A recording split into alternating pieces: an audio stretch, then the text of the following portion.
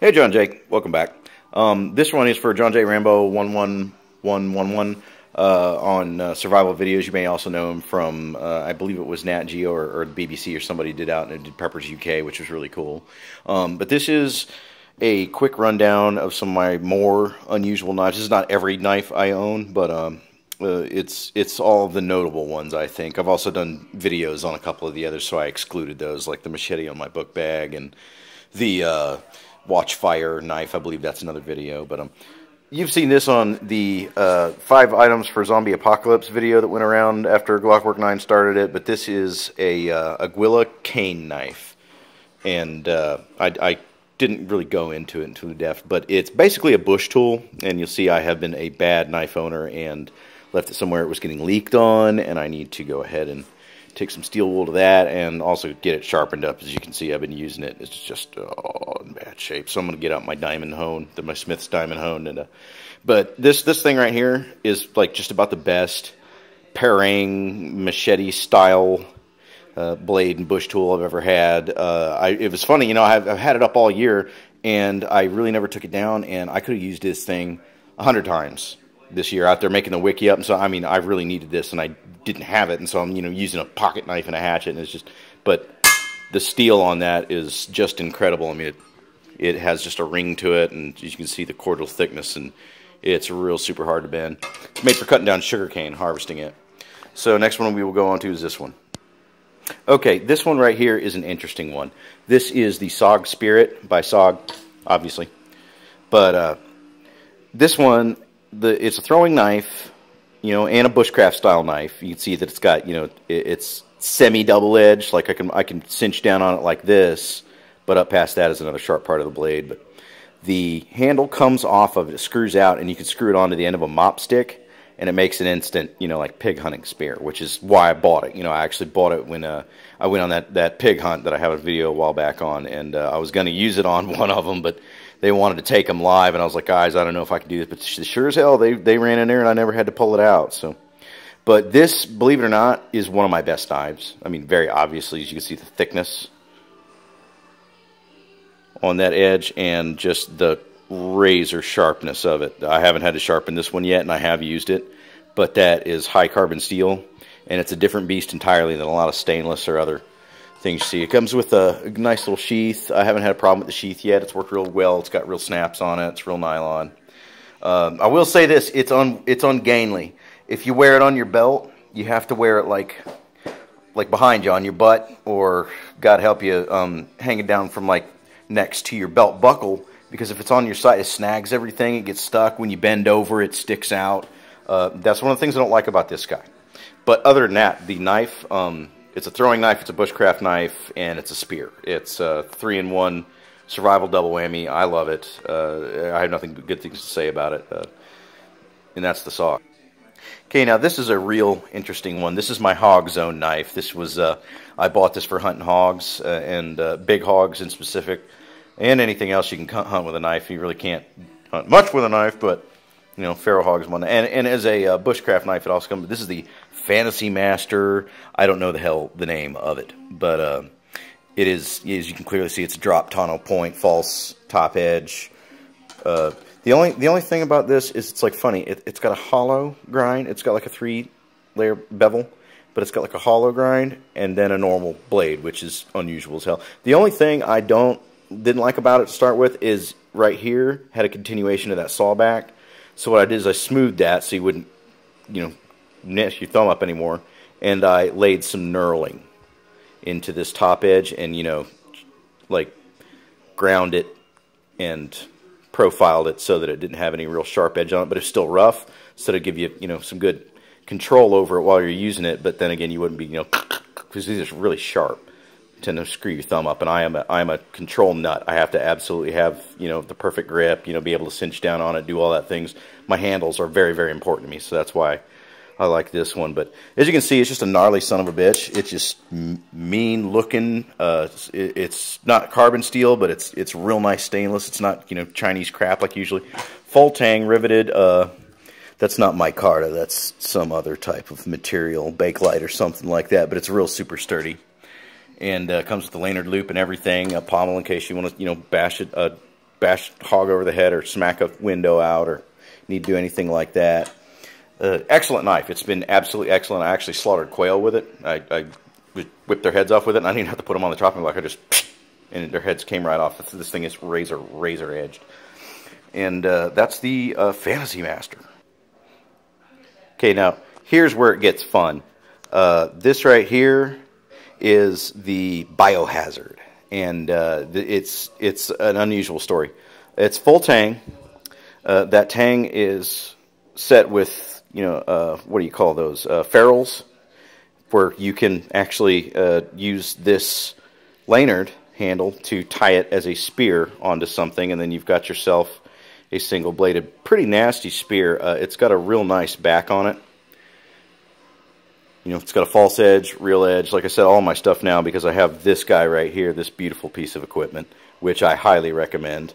You can just, every one of your knives can be razor edged like that. All of these knives are restored to like new condition, and it's just a pleasure having them. Of course, now I'm really scared of them. Like, I'm real cautious when I'm cutting potatoes and stuff like that with all my knives, because you want, you know, one slip and your fingers just coming off just like that. I nicked myself the other day, and as you can see, it excised a good little portion of flesh from me, and it was not fun or good.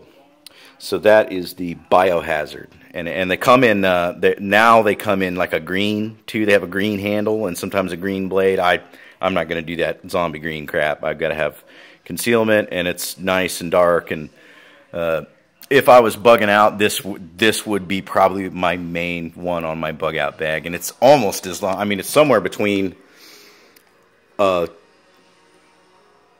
long knife and a short sword. I mean, it really is. It's got a lot of, it's probably better than 12 inches, which is why it's not really too good and legal for me to be carrying it around the streets.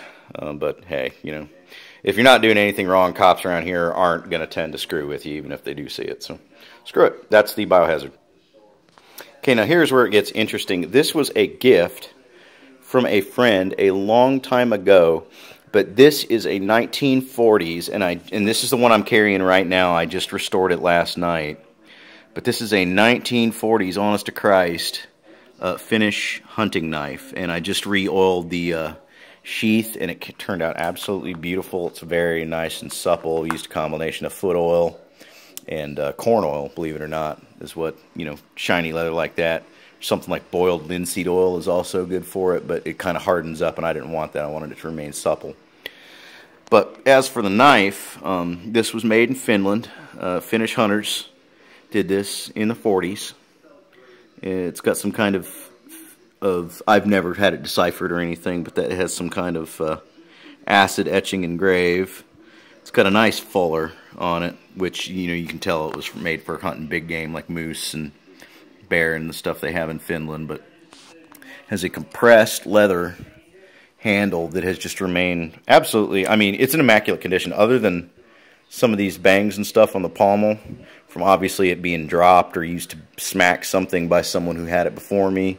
That was found at a flea market up in North Georgia mountains, and you know, some of the stuff you run across there's people emptying out their attics, and they've got real katana swords from World War II that, you know, their grandparents brought as souvenirs and whatnot. But this came out of a lot like that. And as I said, it's such a great knife. I'm carrying it now, just in my pocket. I don't even put it on my belt, just have the handle visible, and that's the law. But yeah, that's the Finnish hunting knife. It doesn't even have a name or anything like that. I just know it's a 1940s vintage Finnish woodsman's knife or hunting knife, and this is the one. This is my daily carry now.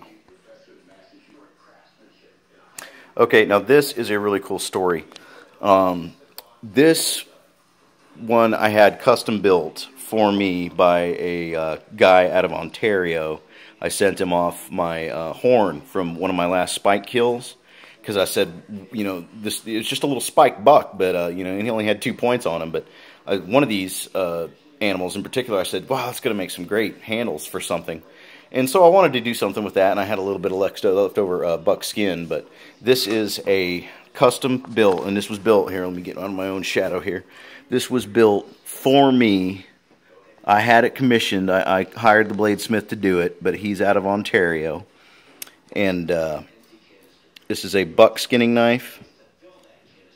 and as you can see, that edge is you could shave with it very, very easily. But I mean, he took the dimensions of my hand and everything and made it according to that hand. As you can see, it fits me very well. But if you've ever heard of fits like a glove, that's that's the power of a custom built knife and hiring your own maker. But as you can see, it's got all the stuff. And I made the mistake of poking a fire with it like a dumbass and discolored it a little bit at the end there just from getting near it, because I usually try to keep this thing oiled, because this is the kind of knife, it's carbon steel. It needs to be like have a thin layer of some kind of oil on it. I prefer edible oils. I have a flavored coconut oil that you get from a health food store, and it's always liquid, so it doesn't like solidify and become milky on there. And if you've never seen what an oiled sharp knife will do compared to just a sharp knife, it's night and day. An old knife will go right through buckskin just like that, the hair and all. But it comes with this buckskin sheath, and this was also custom built by this guy. He did an excellent job, except for that end there. I'm going to do something with that. But it just stays stuck right down in there, just pretty as you please. Well, it came out of there like that. That was dumb. But it's never come out on me. You're walking around on it. It's pretty compact. You can fit it in your pocket. But that is a custom-built skinning knife out of a deer that I shot. Okay, another cool story. This is one of the two gun knives. These are the pocket knives and stuff like that. But this is an original issue Smith & let's see if you can see it right there. But that is a Smith & Wesson SWAT. It's probably the most knocked off Chinese reproduction knife you could possibly imagine. This is the actual American one made out of gunmetal, but those scales are like the same metal as the Smith & Wesson handguns, the revolvers, and the blade stock is also gunmetal, and it's extra tough. And this was my daily carry up until I did that one a couple days ago. But this guy right here, and like I said, it's the most copied design on the internet. I mean, you can find them on the internet, you can find them in gas stations here and there, but there is no replacement for the original Smith & Wesson. It's hammer forged steel. Has the neat little knurling already built into it. The only reason I quit carrying this is because I do not like knives that are half serrated. I do not dig half serrated knives, unless like it's my Camillus Carnivore, and then it makes sense. On this one, I need a knife, and what I get is half saw, half knife, and you can't really do good work with it.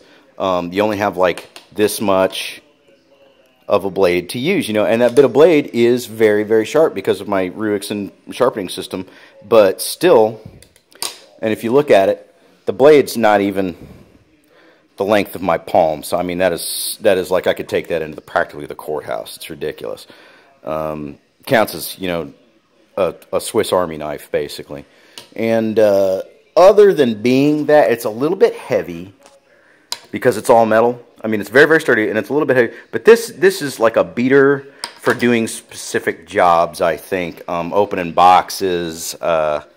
Stuff like that, or you don't, because I really don't care about it. I was about to give it to somebody and just be it, but I got looking back on it. It is kind of a rare thing to see them nowadays. It is the original. It was one of my first carry knives I ever bought. I remember I got a deal on it, but it was still kind of expensive. I mean, the guy wanted like $16 for it, and brand new they were like $59 or something like that, and that was the selling point. I was like, okay, I'll take it. And then my friend saw it, and he bought one, so we carried them around. We had matching ones for years and years. But that is the Smith & Wesson SWAT, and you can see down in there, I have wadded up a little piece of latex glove to act as a blade stop, because that was the only other major modification I had to do to this knife to keep it from snarting the end of its blade up, which pisses me off. Nothing pisses me off worse than a bad knife, or a knife that goes dull too fast, or a knife that just is generally just effing useless. I hate that shit. So that is the Smith & Wesson SWAT. Okay, this is the exact opposite story. This is the other gun knife. This was a Christmas present from my mother, who asked somebody. She was like, oh, well, yeah, he's into hunting and doing all that outdoor stuff and all this. And I think she was up in like Blue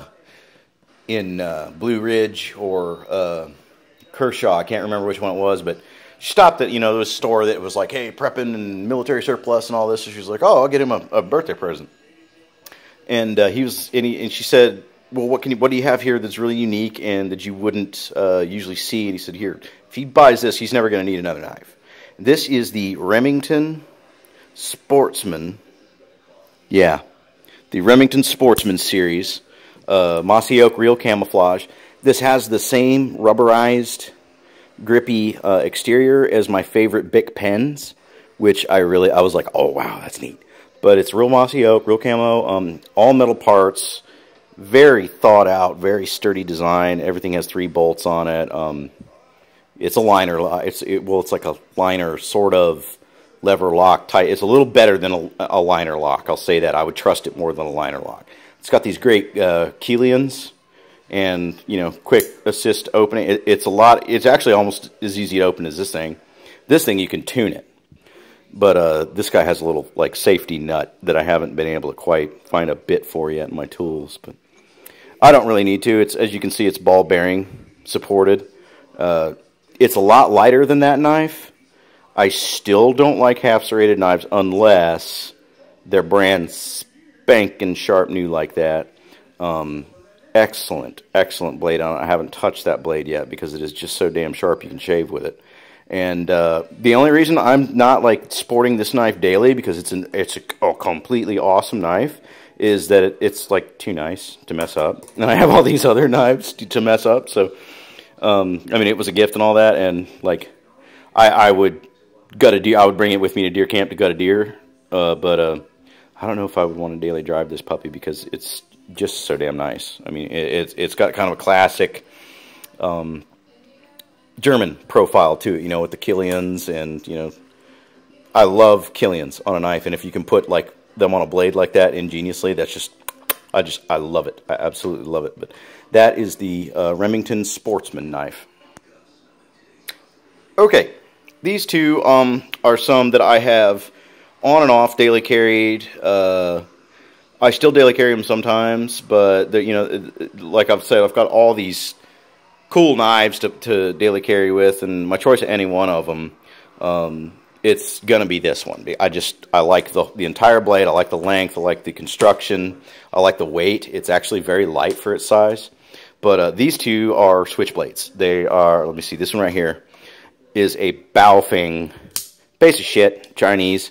But I have to defend it in that it's full tang, all steel, you know, beam construction. It's got a great mechanism on it. It locks and everything. Built in. I've showed you on the other knives I've installed it on, but this has a built-in little thumb knurl right there. It's all blade. Believe it or not, being Chinese, the steel is not crap. The steel, this knife is one of the ones I have used a lot and never sharpened. And that knife is still just as sharp as you please. Little stropping, that's all it needs. Real nice wood scales. And I got to say, for what it is, I mean, as you can see, that's like all bolted together, tightly machined steel. And I have never had a problem with this knife, or really a bad thing to say about it. I even like the finger. The finger guard makes a great bushcraft knife. You can cinch up over this thing and whittle feather sticks out of it. And it's just awesome. Just absolutely awesome. For being a Chinese piece of crap, I love it.